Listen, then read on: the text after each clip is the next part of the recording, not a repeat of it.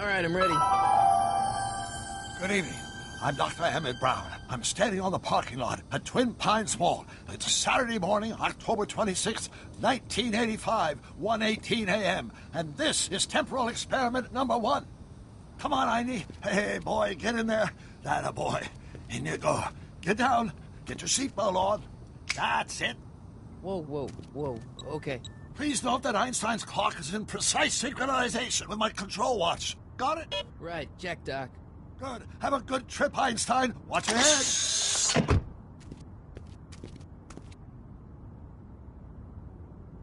You got that thing hooked up to the car? Watch this.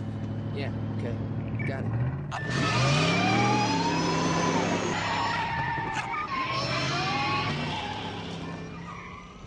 Not me. The car. The car.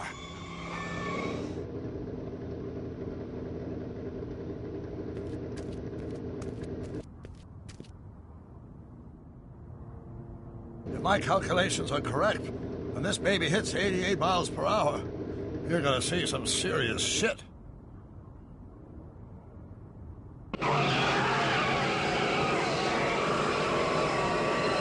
this, watch this.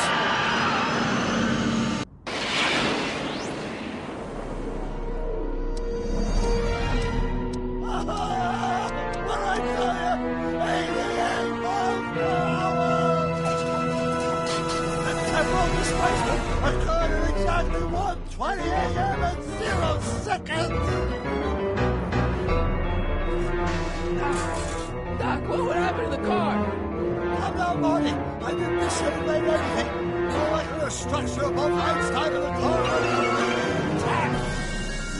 Where the hell are they? The appropriate question is, when the hell are they? You see, Einstein...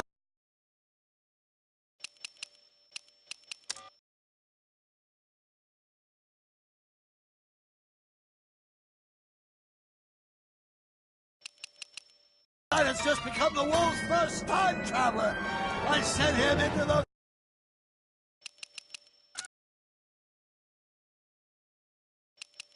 future. 1 minute into the future, to be exact. And at precisely 1:21 a.m. and 0 seconds, we shall catch up with him and the time machine. Wait a minute, Doc. Are you telling me that you built a time machine? Out of a DeLorean? The way I see it, if you're going to build a time machine into a car, why not do it with some style? Besides, the stainless steel construction made the frost dispersal. Look out!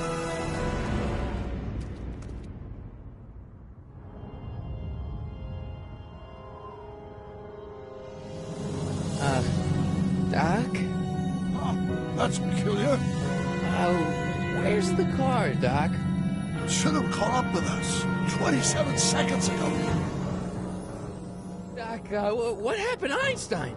No need for concern. It's probably just a minor miscalibration of the time circuit.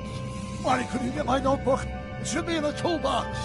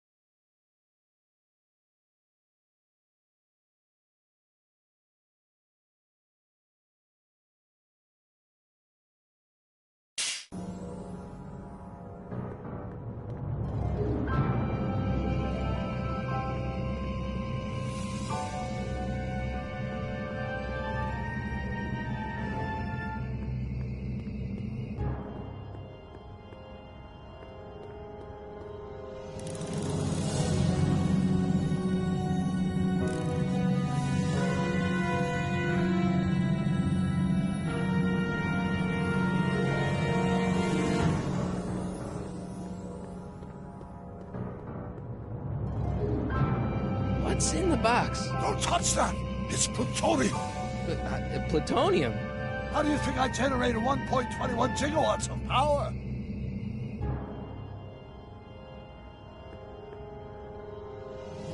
Notebook. Got it. Flux capacitor? That's it! What the heck's a flux capacitor? My latest invention. The thing that makes time travel possible. In this notebook, I've detailed the nearly 3 decades of scientific breakthroughs necessary to build a working time machine. If it ever fell into the wrong hands, the consequences could be catastrophic. Let's see.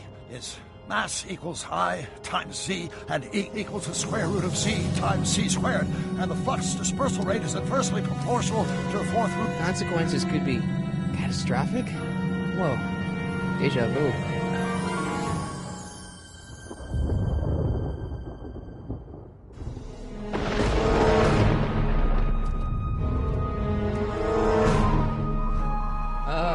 Doc?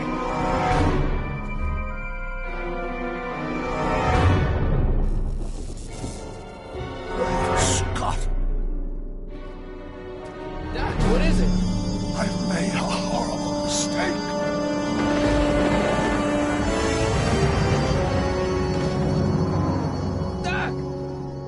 Doc, no! I'm sorry, Marty. Doc, come back! Doc! Doc!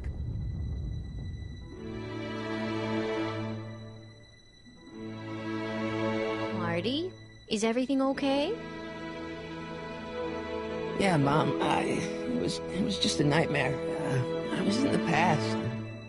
Doc was there. Well, you're safe and sound now. Back in good old 1986. But you'd better get up. Your father's waiting for you. Huh? Weren't you going to meet him over at Doc's? Crap, I'm late.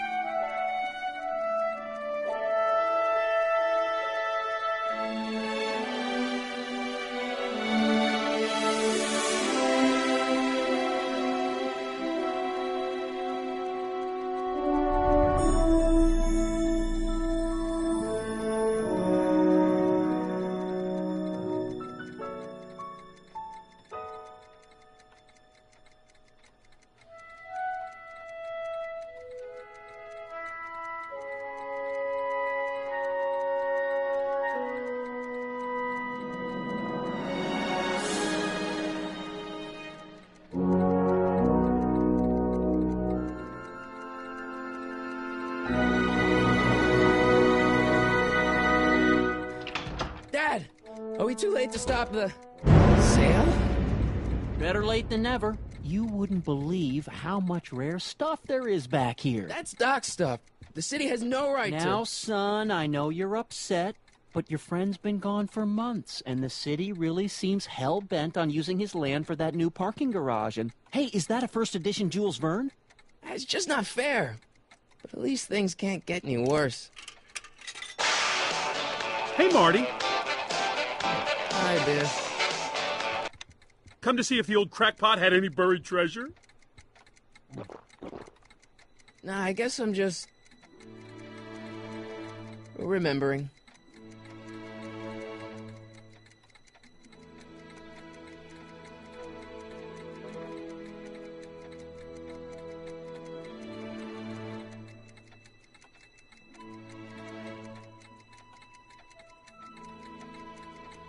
Hey, let me! Now, Biff, leave Marty alone. This is a very emotional time for him. Oh, sure. Sorry, Marty.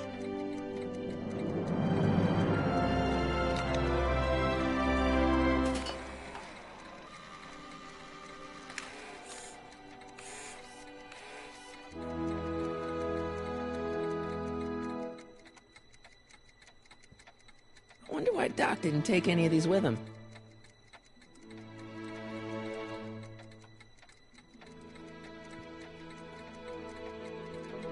Does nature contrive it so that even with a time machine, you can intervene to prevent your own conception, for example?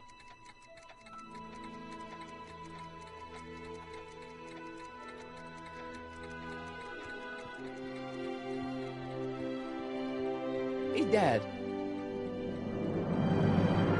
Who's running this sale anyway? Oh, that'd be me, son. You? Why?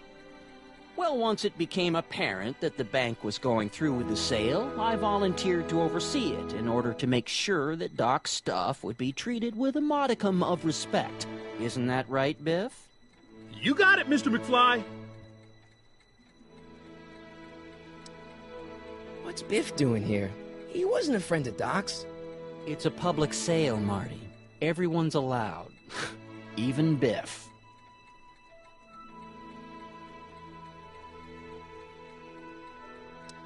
Do you think dreams can predict the future? Well, you know I don't go in for that mystical stuff, but I do think they can reflect how you're feeling about the future. What did you dream? Oh, just weird stuff about Doc. Well, that's understandable, don't you think? I guess, but I feel like it was telling me something. I'm telling you, this sale is a joke. Doc's only been gone for a few months, and I happen to know... Yes, you've told us he's not dead. He's on a trip. Let's say you're right. Have you considered that this trip may not have been entirely voluntary? I hate to say it, but Doc's run up some pretty sizable debts around town. Maybe he's just hiding from his creditors. About Biff, Dad, I know you're trying to help. He talks a big game, son, but he's not so tough. I've been dealing with him a long time. Believe me, I can handle him. So can I. I guess you can. Okay, son, I'll stay out of your way, but you know where to find me. You got Doc wrong. Sure, maybe he's not so good with money. That's just because his mind's always on bigger things. But he's still a straight-up guy. He'd never run away from his problems. Well, you know him better than I do, son. But the bank is within its rights to sell off his stuff. Maybe you should try to find some things to remember him by before Biff grabs them all.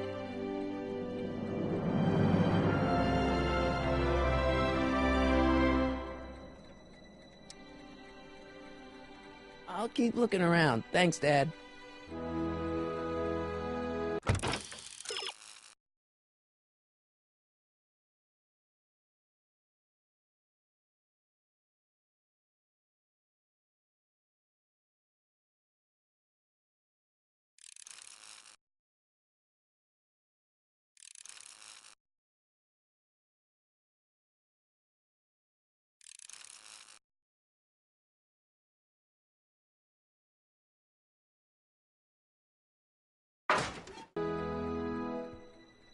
It took me forever to repair this thing after I blew it out last time, and now some jerk's gonna pick it up for pennies.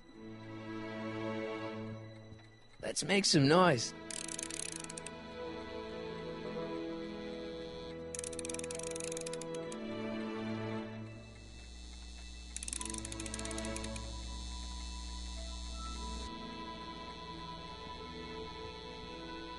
It took me forever to repair this thing after I blew it out last time, and now some jerk's gonna pick it up for pennies.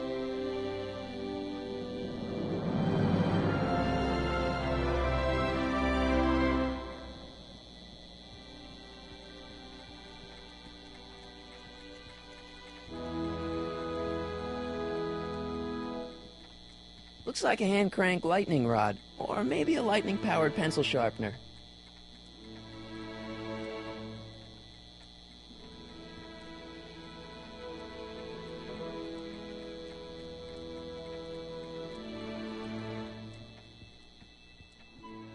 Doc built this model at downtown Hill Valley, way back in 1955.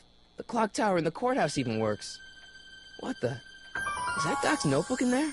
Hey, that looks just like the courthouse. You gotta hand it to the old coot. He was good with his hands. Biff, Can I see that a minute? This would look great in my fish tank. Give the old carp something new to nibble on.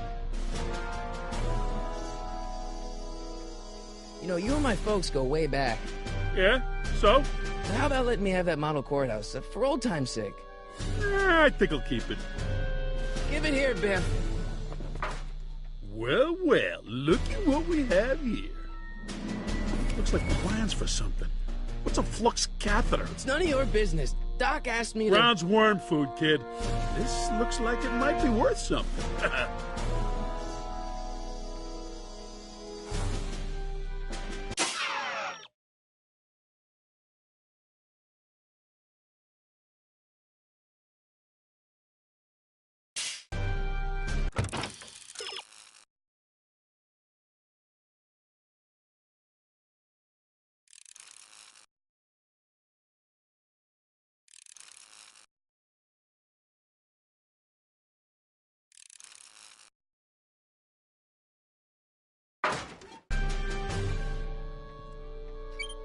Hope that wasn't poison gas or anything.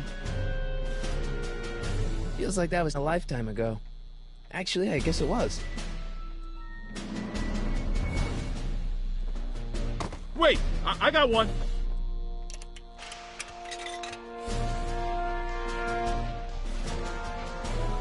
Doc sure did love his Jules Verne. Seems kind of empty without the courthouse.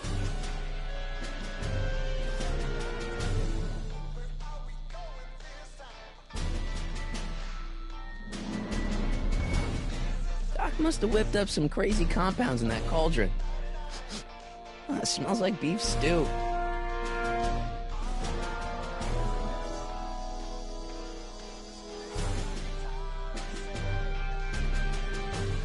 Hey, Biff.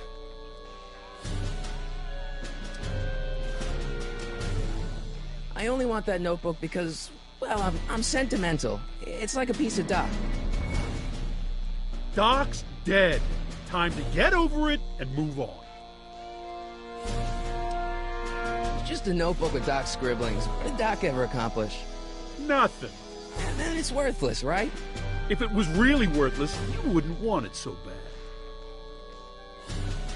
That notebook wouldn't mean anything to you. You wouldn't even understand what's in it. You calling me ignorant? I just can't let you keep that notebook. It's dangerous. What, is it set to explode or something? Well, in a way. I'll take my chances. I'll pay you for it. How much? Not enough. Never mind.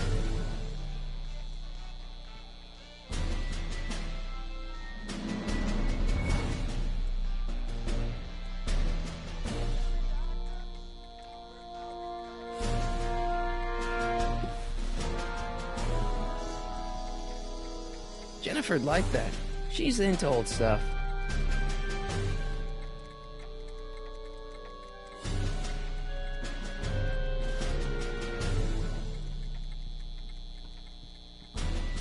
Hey, Dad, why's my guitar got a price tag on it? Sorry, son. Must have been an overzealous clerk. Just pick it up. I'll iron things out with the bank.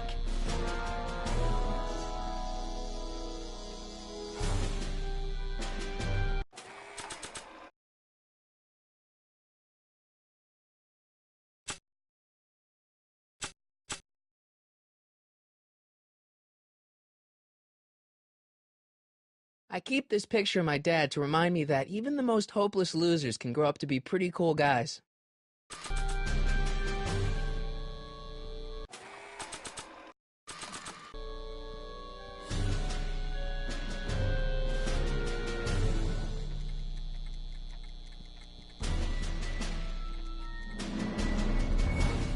I can't leave until I get Doc's notebook back from Biff.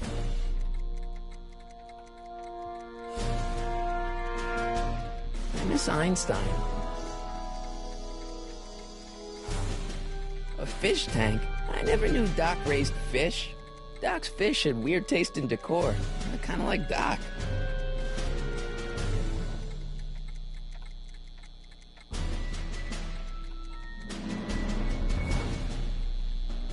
Big Dad.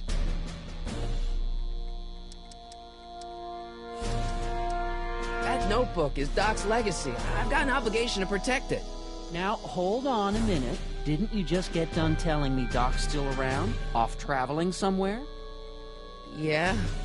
Then how is it your obligation to protect his legacy? You can't have it both ways, Marty. If Doc's alive, he can protect his own legacy. I'll keep looking around. Thanks, Dad.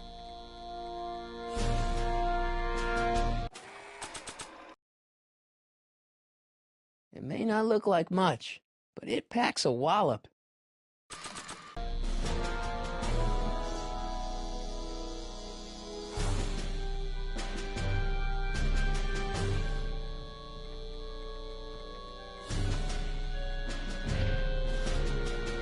Here's an oldie, but a goodie. 1, 2, 3. Hey, look! It's Chuck Butthead. Let me show you how it's done.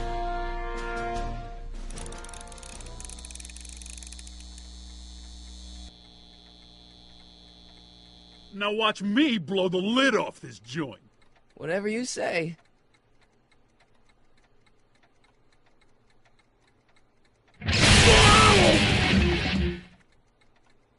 Rock on, Biff. Oh, shit.